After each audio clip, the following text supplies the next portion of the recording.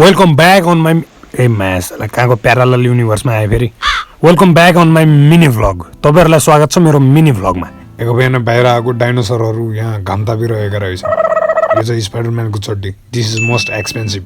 यता भने रोनाल्डो र मेसी आफ्नै धुनमा व्यस्त थिए, न्याम न्याम न्याम न्याम गर्दै चौनमा। एम्बाप्पे पनि के रहन हेरेको राडीको भन्। फाइनली म फिल्मको सेटमा आइपुगेको छु। यो चाहिँ मेरो फिल्मी कस्ट्युम। एक्सपेन्सिभ हो है, फेरि डेन्जर एक्सपेन्सिभ छ। यो चाहिँ हाम्रो सुटिङ गर्ने ठाउँ।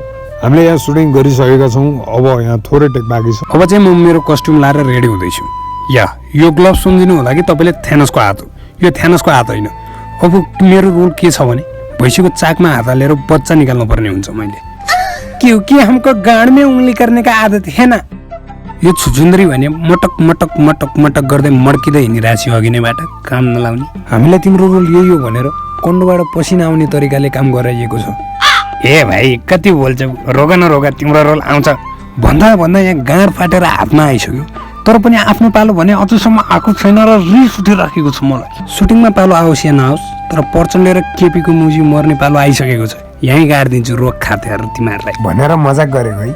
मलाई जेल जानु मन छैन। Sorry He is my dad and he is still working. एक दिन म सब बदलिदिनेछु। दुनियाँको सुनियो, जीवनमा केही पनि परिवर्तन भएन। अब म आफ्नो सुन्नेछु। हेरौँ के हुन्छ।